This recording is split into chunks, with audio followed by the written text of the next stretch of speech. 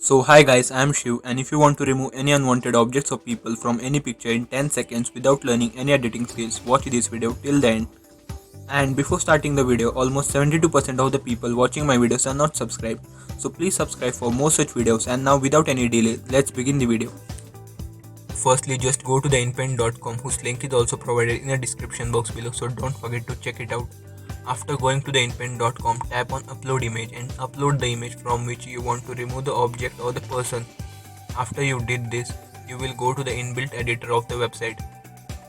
In this, just select the object or the person who you want to remove from the image and tap on erase. As you did this, the person or the object will be removed.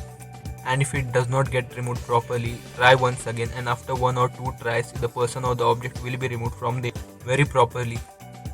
So I hope this video helped to add some value in your life. If it did, please support by like, share and subscribe to my video, and I will meet you in the next video. Until then, stay happy. Peace out.